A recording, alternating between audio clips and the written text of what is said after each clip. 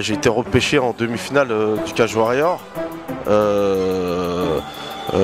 Par rapport aux deux combats que j'avais fait, l'organisateur m'a dit qu'il avait aimé un peu les combats, donc voilà, j'ai été repêché pour le 21 juillet à Londres, le jour de la finale, donc j'ai accepté immédiatement.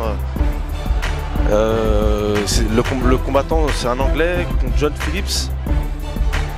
Bah voilà, j'ai accepté directement, et en même temps le 21 juillet, le jour de la finale, donc le jour de la finale, je me suis dit que voilà, combattre le jour de la finale pour moi c'était important, quoi, de voir au moins la ceinture à qui elle va être et si ça peut être prochainement mon adversaire, quoi.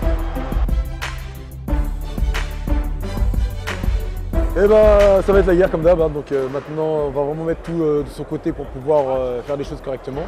Donc toujours prétendre à être l'un des combattants du top 10. Donc internationaux. Donc après maintenant, que dire de plus, c'est un combat, c'est Minotaur, voilà. Donc en vrai le reste j'en ai rien à foutre, hein. Donc, quand je dis j'en ai rien à foutre, c'est on est là pour faire le travail. Donc après maintenant, il y a des jours avec, des jours sans, mais les jours avec seront là. Donc il n'y aura pas de.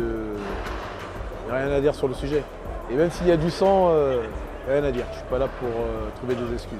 Il est bon, il est fort, c'est quelqu'un de dangereux et c'est quelqu'un qui va devoir être éteint rapidement avant qu'il devienne un problème pour une personne.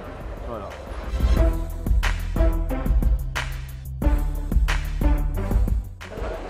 Alors non, je ne sais pas ce qui se passe avec l'UFC. Tout ce que je sais, c'est que je vais partir au moins un mois et demi aux États-Unis préparer Dan Anderson pour son prochain combat contre John Jones. Et je vais être un de ses sparring et l'aventure continue, comme on dit. Si j'en crois les bruits qui courent, l'UFC devrait débarquer incessamment sous peu. J'aimerais que, allez, peut-être pas le prochain combat, mais celui qui